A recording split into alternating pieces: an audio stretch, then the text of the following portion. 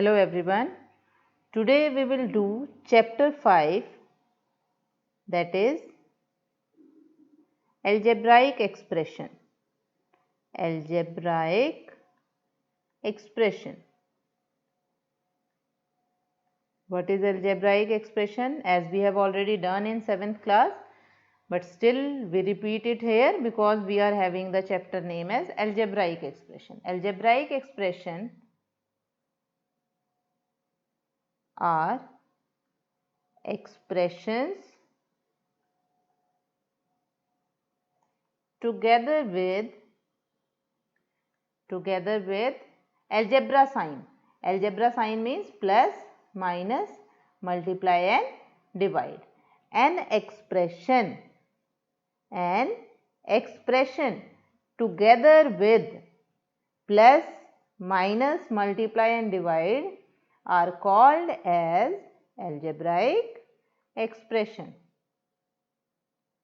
Basic जब sign की बात होती है हमारे पास, बेसिक एल्जेब्रा के साइन कौन से होते हैं? तो हमारे पास साइन आते हैं plus, minus, multiply and divide. These are the 4 basic sign of the algebra. तो ये चारों साइन का यूज करते हुए कोई भी एक्सप्रेशन हमारे पास होते हैं, that expressions are called as algebraic expressions. अब बात आती है what are the expressions. Expression क्या होते हैं हमारे पास? constant and variables. constant and variables together with कौन से साइन थे हमारे पास? Plus, minus, multiply and divide.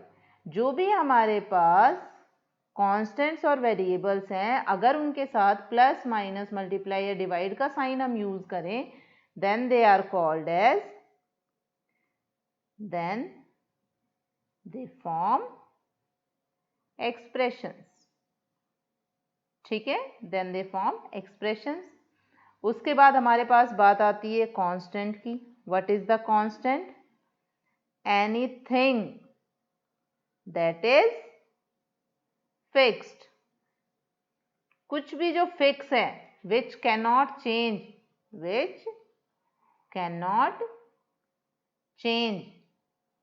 Is a constant. जो भी कभी चेंज नहीं होगा, हमारे पास फिक्स है, that is called a constant. फिर बात आती है हमारे पास वेरिएबल की. What is variable? तो वेरिएबल हमारे पास क्या होगा? वेरिएबल एनीथिंग दैट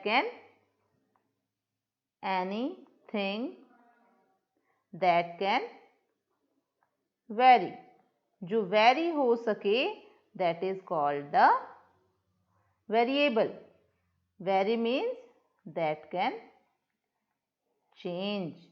जो चीज हमारे पास चेंज हो सकती है, जिसकी कोई फिक्स्ड वैल्यू नहीं होगी, that is called the variable. अब एग्जाम्पल के लिए हम क्या ले सकते हैं? सपोज मैंने बोला राइट द वैल्यू ऑफ 2, तो हर कोई 2 कैसे लिखेगा? ऐसे लिखेगा. मैंने बोला राइट 5, तो हर कोई ऐसे लिखेगा. ऐसा तो नहीं है कि मैं अलग लिख रही हूँ, आप अलग लिख रहे हो, सेम है. तो it means they are the constant. मतलब उनकी वैल्यू क्या है? फिक्स है, सभी के लिए सेम होगी. सपोज मैंने लिखा right the value of x, तो कोई बोलेगा एक्स की वैल्यू 5 हो सकती है, कोई बोलेगा 7 हो सकती है, कोई बोलेगा 3 हो सकती है, कोई बोलेगा 4 हो सकती है. तो जो वेरी कर रहा है, नॉट फिक्स्ड, जिसकी वैल्यू सबके लिए फिक्स नहीं है, that is called a variable. तो जनरली हम वेरिएबल को किससे यूज करते हैं? अल्फाबेट से डिनोट करते हैं. हम वेरिएबल को किससे डिनोट करते हैं? अल्फाबेट से. X, Y, Z and so on. ऐसे आप बहुत सारे यूज कर सकते हो. These are called the variables. तो हमने देखा वेरिएबल और कांस्टेंट को अगर प्लस माइनस के साथ मिलाया जाए तो हमारे पास बनते हैं एक्सप्रेशंस. एक्सप्रेशन सपोज मैंने लिखा है एग्जाम्पल के लिए 5x क्यूब. इसमें देखो 5 इज अ कांस्टेंट, ये हमारे पास एक कांस्टेंट है. x इज अ वेरिएबल, ये हमारे पास एक वेरिएबल है. और इन दोनों के बीच में कौन सा साइन है? Multiply, that is multiply sign. तो ये हमारे पास क्या बन गया? एक्सप्रेशन या फिर एल्जेब्राइक एक्सप्रेशन. वो एल्जेब्राइक एक्सप्रेशंस, वो एक्सप्रेशंस जिनमें हमारे पास कांस्टेंट, वेरिएबल, प्लस और माइनस के टर्म्स साथ में मिलके कोई एक्सप्रेशन बना रही हैं, then these are called the algebraic expressions. ठीक है, उसके बाद हम एक्सप्रेशंस में बहुत सारी चीज़ें कर चुके हैं, मोनोमियल, बाइनोमियल, ट्राइनोमियल, तो वो सारी चीज़ें अब यहाँ पे यूज होगी। मोनोमियल का क्या मतलब होता है? The first term is monomial, an expression, कोई भी expression having only one term, कितने टर्म होगी उसके पास? सिर्फ एक टर्म होनी चाहिए, तो उसे क्या बोलेंगे? मोनोमियल। एग्जाम्पल जैसे हमने अभी ऊपर लिया था 5x³। एक चीज ध्यान रखने वाली जो है वो आपको ध्यान रखना है, note, terms can be separated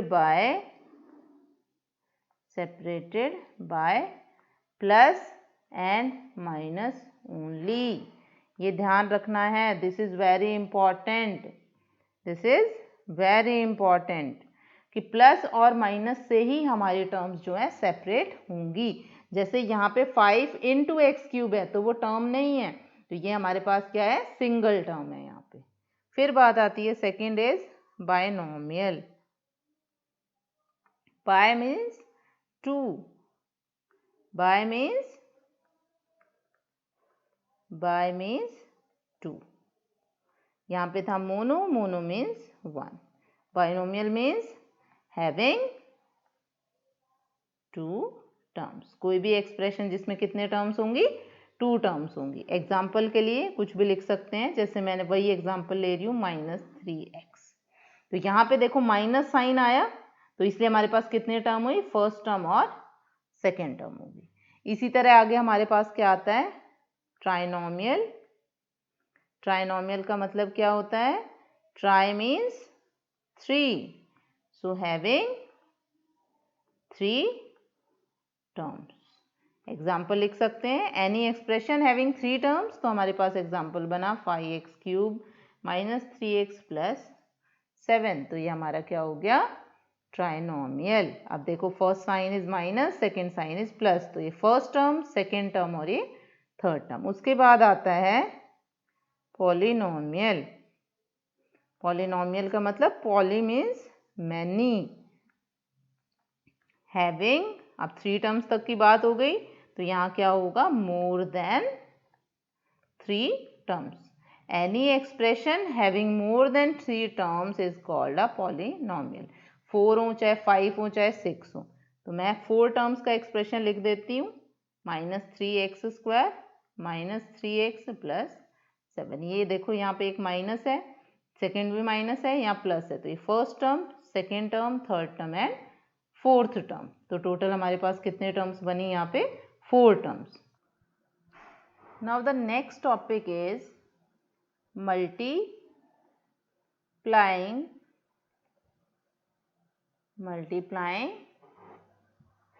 the expressions. आप कोई भी एक्सप्रेशन है उनको मल्टीप्लाई कैसे करना है? एक चीज़ जो इसमें ध्यान रखने वाली है वो ये है कि जब भी हम मल्टीप्लाई कर रहे हैं, constant will be multiplied to constant only, constant will be multiplied with constant and variable will be multiplied with variable only। तो जब भी हमारे पास कांस्टेंट होगा वो सिर्फ कांस्टेंट से मल्टीप्लाई करना है, वेरिएबल जो भी होगा वो वेरिएबल से मल्टीप्लाई होगा। ऐसा नहीं है कि आप कांस्टेंट को वेरिएबल से मल्टीप्लाई कर दो और वेरिएबल को कांस्टेंट से मल्टीप्लाई कर दो, ये ध्यान रखना है। दूसरा, जब भी हम वेरिएबल्स को मल्टीप्लाई कर रहे हैं, वेरिएबल्स जब भी मल्टीप्लाई हो रहे हैं हमारे पास, तो हमें क्या करना है? लॉ ऑफ एक्सपोनेंट यूज करने हैं। लॉ ऑफ एक्सपोनेंट कि अगर बेस सेम हो तो अगर मल्टीप्लिकेशन है तो पावर्स ऐड हो जाएंगी, डिवीजन है तो सब्ट्रैक्ट हो जाएंगी, लाइक दैट वे। तो ये सारी चीज़ें आपको ध्यान रखनी है इसमें। अब मैं स्टार्ट कर दी हूँ क्वेश्चन से। कोई भी क्वेश्चन लिया मैंने, multiply the terms, suppose the question is multiply the terms, कौन कौन से टर्म्स हैं जिनको मल्टीप्लाई करना है, -3a² 4x5 2y3। अब हमारे पास टोटल कितने टर्म्स हैं, 3 टर्म्स हैं। तो आपको ये ध्यान रखना है, this is a constant, this 4 is a constant and this 2 is a constant. तो हमारे पास कितने कांस्टेंट हो गए, 3 हो गए। वेरिएबल्स कौन कौन से होंगे यहाँ पे, अब वेरिएबल्स देख लेते हैं। वेरिएबल्स, तो वेरिएबल कौन से हुए मेरे पास, a², x5 और y3, या मोर स्पेसिफिकली वेरिएबल्स क्या है मेरे पास, a, x और y, और कांस्टेंट क्या हुए, -3, 4 एंड 2। तो ये मेरे पास हो गए कांस्टेंट और ये मेरे पास हो गए वेरिएबल्स। अब हमें इनको मल्टीप्लाई करना है, तो मल्टीप्लाई करना शुरू करते हैं। तो सबसे पहले आपको क्या लिखना है, -3a² into 4x5 into 2y3। तो सबसे पहले आपको तीनों को मल्टीप्लाई साइन के साथ लिखना है। मल्टीप्लाई साइन लिखने के बाद फिर आपको कांस्टेंट को एक साथ करना है और वेरिएबल्स को एक साथ करना है। तो कांस्टेंट्स लिख देते हैं, -3 इंटू 4 इंटू 2, ठीक है, इंटू a² x5 y3 लिख लिया हमने। अब देखो 3 4 12, 2 24, -24। अब यहाँ पे a, x और y तीनों वेरिएबल अलग है, तो इनमें तो कुछ चेंज होगा नहीं, तो मैं मल्टीप्लाई साइन ना लगा के इनको डायरेक्टली लिख रही हूँ। तो हमारा आंसर क्या हो गया, -24 a² x5 y3। This is the answer. We can take more examples like -2x² x5 z² -7/2 zx. So now we have to multiply. So -2x² into x की power 5 into x5 z² into -7/2 zx. So what will be the next step? We have to write all the constants together. So -2 into, there is no constant, so we cannot write anything, -7/2. Now the variable term comes x² into x5 z² into z into x. 2 से 2 cancel, because numerator denominator में था, यहाँ भी minus है, यहाँ भी minus है, minus minus plus, तो हमारे पास बच गया टोटल 7। अब देखो, this is the term of x, this is the term of x, this is the term of x। तो इन सबको एक साथ लिख लेते हैं, x² into x5 into x, आगे टर्म्स बच गई z की, z² इंटू z। अब हमें पता है लॉ ऑफ एक्सपोनेंट क्या होता है हमारे पास, if a raise to power m into a raise to power n हो तो a raise to power m plus n हो जाता है। If the base is same and the powers are different and the number is multiplied, then power can be added up. तो यहाँ हमारे पास आ जाएगा 7 into X raise to power 2 plus 5 plus 1 into Z raise to power 2 plus 1। तो कितना आया, 7 into X raise to power 8 into Z raise to power 3. So we can write it as 7x8z cube. So this is the answer for this question. This is very easy. We have already done in 7th also. This is just for the revision. We can take another example. Now I am taking 3 terms. 8/15 ABC square minus 1/4 and 3/2 BC. So now what we have to write, 8/15 AB square into minus 1/4 into 3/2 BC.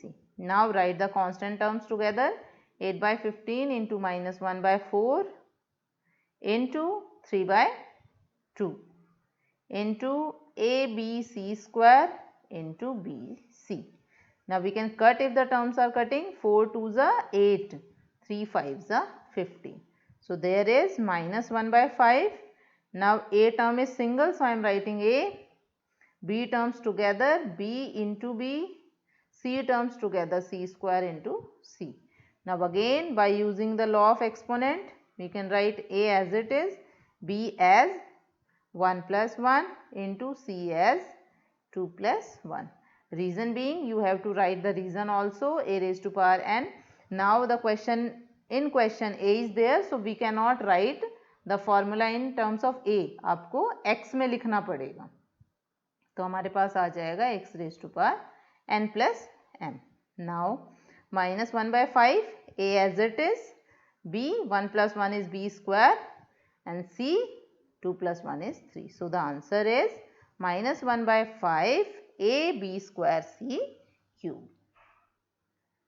These are the multiplication of the simple terms in which हमें first, second, third, fourth ऐसे कितने भी terms given हो. अब suppose हमारे पास monomial की बजाय कोई बाइनोमियल आ जाए, मतलब जिसमें हमारे पास 2 टर्म्स आ जाए, तो हमें कैसे मल्टीप्लाई करना है. So we can take the example of multiplication of binomial with monomial या मोनोमियल विद बाइनोमियल. ये उसके एग्जांपल्स हम देख रहे हैं. कोई भी एग्जांपल लिया मैंने, suppose minus X by 5 plus 2y into minus 2 by 5 x square.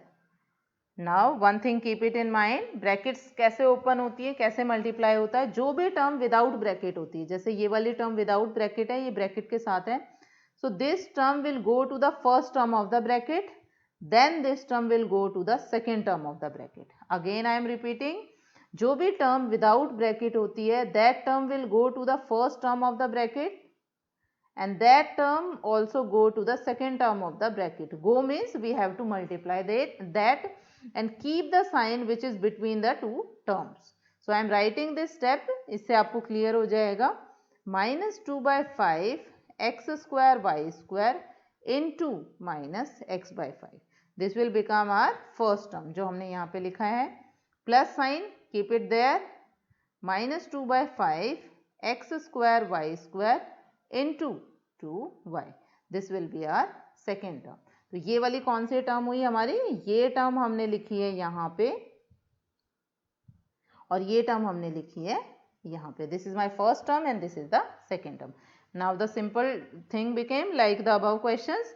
यहाँ पे कांस्टेंट एक साथ, वेरिएबल एक साथ, minus 2 by 5 into minus 1 by 5 into X square into X into Y square. I have separated the variables, plus यहाँ पे minus 2 by 5 into 2, we can write bracket because minus is there and plus is there, so we can put a bracket here, into 2 into x square into y square into y.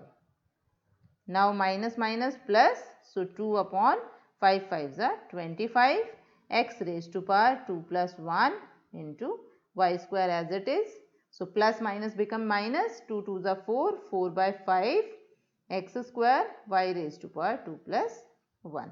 Again the reason being same, a raised to power n into a raised to power m will become n plus m. So what we will get, 2 by 25 x cube y square minus 4 by 5 x square y cube. So this is the answer. So this is the topic where we are multiplying binomial and monomial. So the thing which we have to keep in mind is that the term outside the bracket will go to the first term of the bracket and then will go to the second term of the bracket, keeping the sign in between them. ये हमें ध्यान रखना है. This is the important thing. Now we can take one more example.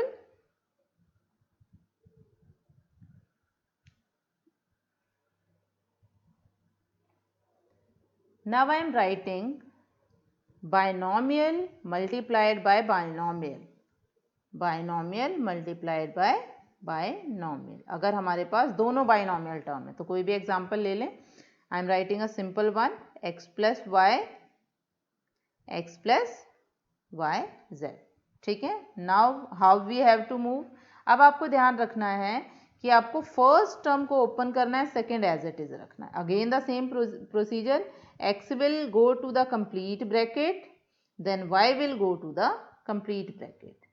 First step is, suppose a plus b, c plus d. Firstly a will go to c plus d, then B will go to C plus D। ये हमें ध्यान रखना है। I am marking them with different colors so that you can betterly understand it. So next step will be x into x plus yz. This is my first term. Keeping the sign same, this is the sign, तो ये sign यहाँ पे रहेगा. Second term will be y into x plus yz. This dark one is this pink one is this, and the green sign is here only. Now again it become the question like monomial multiply to binomial. तो कैसे होगा ये हमारे पास? x will go to x, here y will go to x, then x will go to yz, and here y will go to yz. Keeping the sign in between them. कौन से sign है यहाँ पे दोनों के बीच में? तो वो साइंस वहाँ पे रखने हैं. ये वाला प्लस एज इट इज रहेगा, ये वाला प्लस एज इट इज रहेगा. तो firstly we will solve it. तो हमारे पास आया x इंटू एक्स. अब साइन कौन सा है बीच में? प्लस, तो हमें प्लस रखना है. प्लस अब सेकेंड टर्म हमारे पास कौन सी आएगी? x into Y Z. फिर जो साइन था बीच में वो as it is. Next term हमारे पास कौन सी आएगी? y into X. Keeping the sign same, so the sign is there, and the next term will be y into yz. These are the four terms. This is the first term, second term, third term, fourth term. So यहाँ पे भी कितने term थी? 1 2 3 4. तो अगर आप binomial को binomial से मल्टीप्लाई कर रहे हैं तो कितने टर्म्स आएंगे हमारे पास? 4 टर्म्स आएंगे. अब इनको सॉल्व कर लेते हैं. x into X, X square plus X Y Z as it is, plus Y X नहीं लिखते हम, एक्स वाई जेड ऐसे आता है अल्फ़ाबेट में, तो इसको भी हम एक्स वाई लिख सकते हैं. प्लस वाई इंटू वाई बना Y square into Z. So this is the answer for the question. So this is the answer for the question. You can write the law of exponent also, a raised to power n, a raised to power m, so it will n plus m. This will create a good impact on the mind of examiner कि आपने law of exponent लिखा है, तो it means you have done the question very nicely, very correctly and in a proper way. I am taking one more example for it so that it will be very clear to you. I am taking a little bit difficult. Nothing is difficult when you are trying with all your efforts. जब आपका मन नहीं होता है then only the things are difficult. अगर आप मन लगा के कोई भी काम करते हो then everything is easy.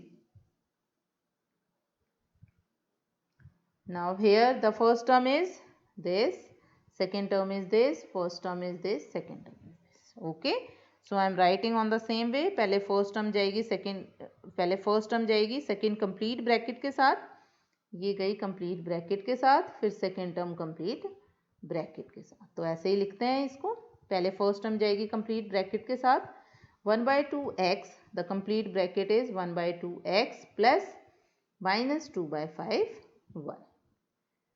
Now the second thing is minus sign will remain here, minus 2 by 5y, again the second bracket as it is, plus minus 2 by 5y. Now we can simplify the inner brackets firstly so that minus plus will not create a confusion. 1 by 2x as it is, this is minus, this is plus, so it became minus 2 by 5y, minus minus plus 2 by 5y, 1 by 2x, again this is plus, this is minus, so minus 2 by 5y. Now it become like monomial multiplied to binomial. So it will go to this term, then it will go to complete bracket, then it will go to this term, then it will go to this term. ऐसे ही multiply होगा.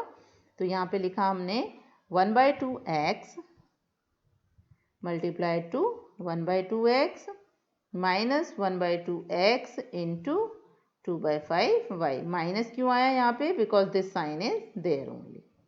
Plus 2 by 5y into 1 by 2x, and what is the sign between? Minus, so minus 2 by 5y into minus 2 by 5y. Now we can write, this is my first term, this is second, third and fourth. One thing keep it in mind, जब आप multiply और X लिख रहे हो तो there should be a difference in your X and multiplication, otherwise you will get confused yourself. आप खुद भी कंफ्यूज हो जाओगे और एग्जामिनर भी कंफ्यूज रहेगा। मल्टीप्लाई किया कांस्टेंट कांस्टेंट से 1/4 x into X X square minus 2 से 2 कैंसिल 1/5 एक्स वाई प्लस 2 से 2 cancel 1/5 Y X minus 4/25 Y square. अब एक्स वाई बोले या वाई एक्स बोले एक ही चीज़ है, ये प्लस है ये माइनस है ये प्लस है, so it will cancel out. So 1/4 x square minus 4/25 y square. So this is the answer. You can write in the reason because xy equals to yx. xy is exactly same as yx and we have directly write x into x as x square and y into y as y square. So law of exponent should be right here. A into m equals to a raised to power n plus m. So this is the proper way to write a question. अगर आप ऐसे करोगे there will be no mistake in the question and if there is some mistake you can check it yourself. Let us take one more example.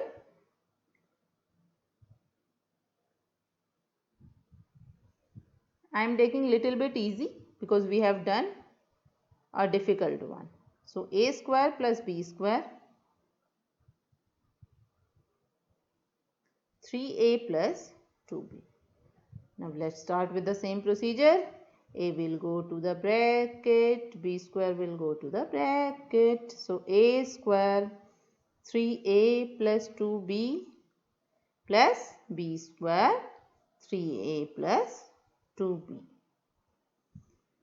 When maths is trying to afraid you, you have to be so strong that you can afraid maths. Okay, so enjoy maths while doing, then only you can do the maths properly. So a square will go to 3a, a square will go to 2a, then b square will go to 3a and then b square will go to 2a. So a square into 3a plus a square into 2b plus b square into 3a plus b square into 2b. This is first term, second term, third term and fourth term. So how many terms we will get when we are getting multiplying binomial with binomial? 4 terms. देखा हमने 4 terms आ गई यहाँ पे, यहाँ कोई constant नहीं है, यहाँ 3 है, so 3a square into a raised to power 2 plus 1. So हमारे पास क्या आ गया 3. 2 as it is, a square as it is, b as it is plus 3 as it is.